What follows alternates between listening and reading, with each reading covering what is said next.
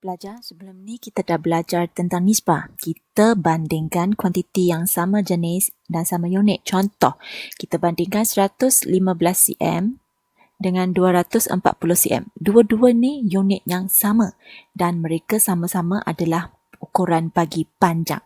So, ini kita namakan sebagai nisbah. Untuk yang kadar, kita bandingkan kuantiti yang beza jenis. So, untuk contoh ini, saya bandingkan km dengan jam. So, apa itu km? Km di sini adalah panjang ataupun jarak ya. Dan untuk jam ini sebenarnya adalah masa. Kita bandingkan panjang dengan masa. So, ini kita namakan sebagai kadar sebab mereka adalah beza jenis. Apa yang kita nak belajar hari ini adalah kadaran. Kita guna kadaran untuk menyatakan kesamaan di antara dua nisbah atau dua kadar. Apa maksud di sini? Saya tunjuk satu contoh di sini. Dua nisbah. Kita nak nyatakan kesamaan antara dua nisbah. Contoh sekarang saya bagi nisbah yang pertama. 300 km dengan 2 cm.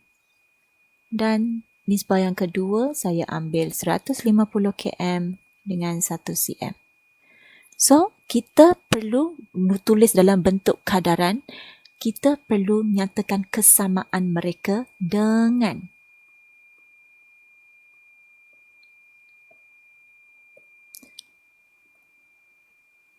tulis 300 km ini nisbah pertama ya.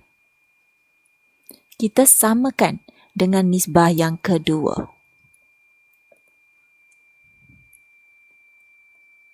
Ini kita namakan sebagai kadaran. Tapi kadaran dalam bentuk ini nampak macam panjang sangat.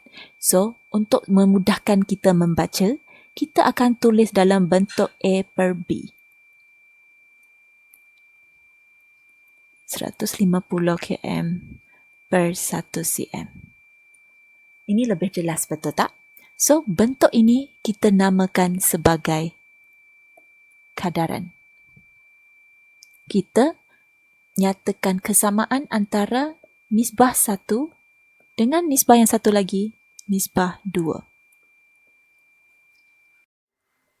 Sekarang kita tengok contoh untuk menyatakan kesamaan antara dua kadar. Saya bagi contoh ini, katakan 3,000 liter. Saya bandingkan dengan 4 biji. So, kalau 9,000 liter. Saya bandingkan dengan 12 biji.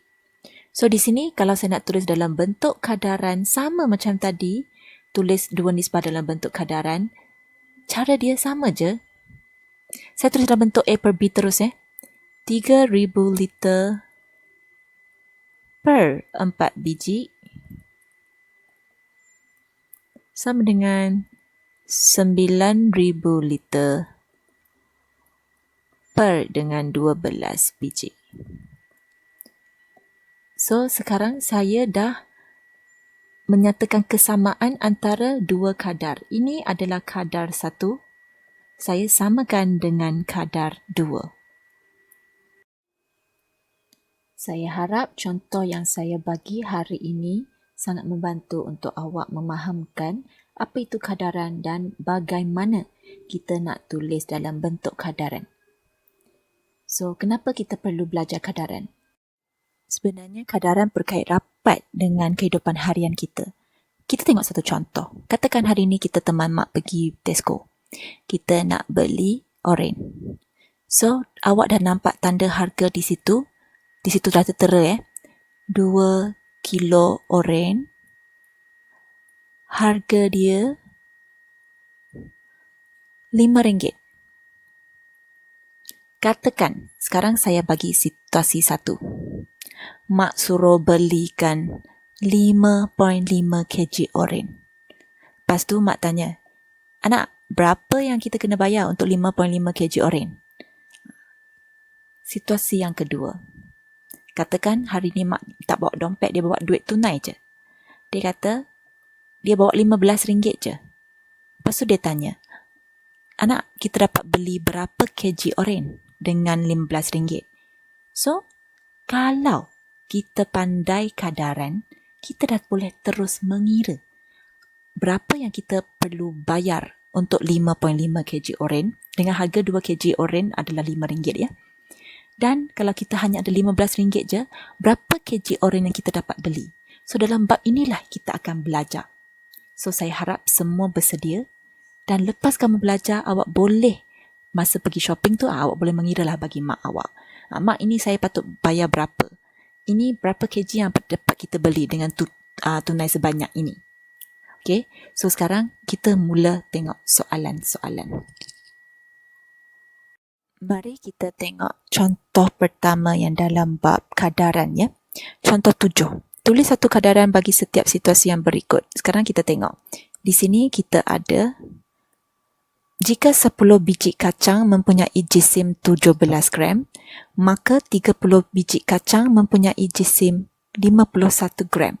So, kalau kita nak tulis dalam bentuk kadaran, sebenarnya sangat senang. Ikut yang macam tadi contoh yang cikgu beri, 17 gram per 10 biji sama dengan, kadar yang kedua, 51 gram per 30 biji.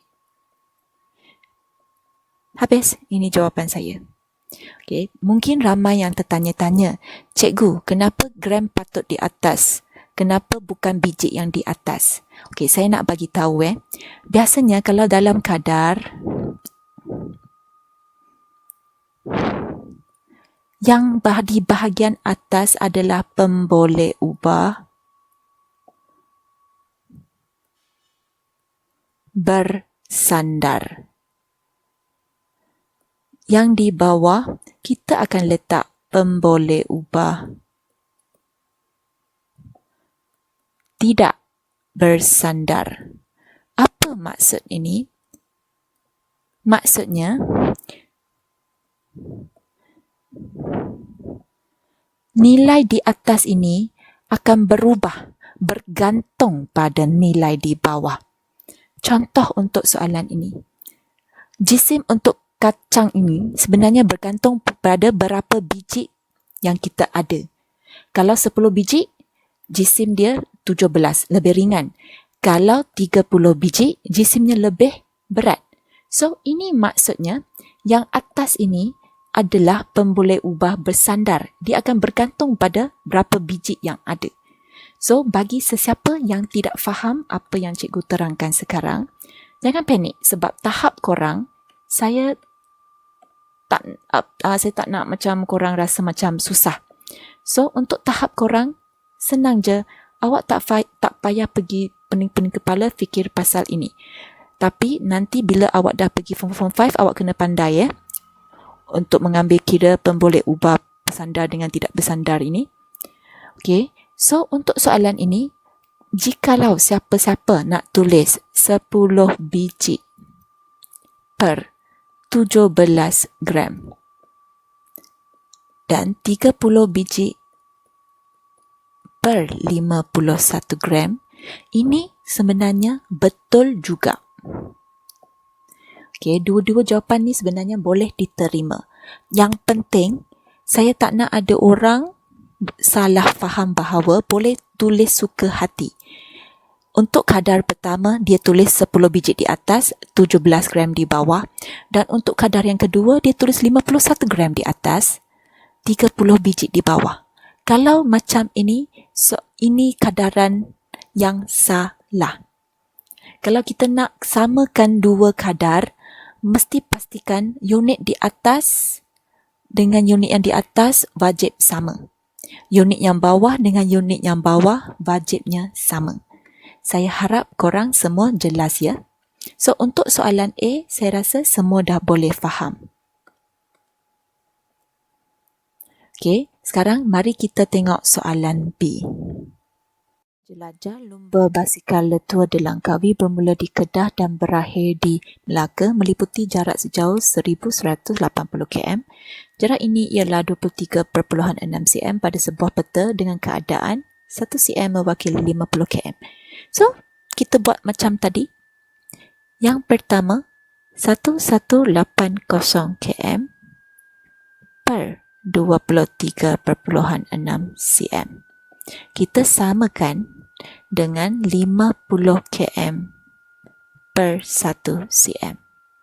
Yang dalam buku teks, dia tulis 50 km per 1 cm dulu, lepas tu baru tulis 1180 km per 23.6 cm. Sebenarnya dua benda ini sama ya.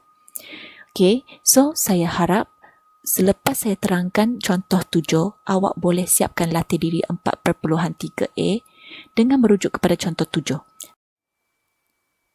Cikgu berharap semua pelajar dah faham apa itu kadaran ya. Kita guna kadaran untuk menyatakan kesamaan di antara dua kadar. Ini kadar pertama, ini kadar kedua dan atau dua nisbah. So, ini nisbah pertama, ini nisbah kedua. So, saya ingat sekali lagi, apa itu maksudnya nisbah? Nisbah kita bandingkan dua kuantiti yang sama jenis ataupun sama unit, iaitu dua-dua ini adalah panjang. Untuk kadar, kita membandingkan dua kuantiti yang tak sama jenis. Ini jisim, ini bilangan. Ini jisim, ini bilangan. So, semua dah jelas ya? Okay, selamat menjawab soalan.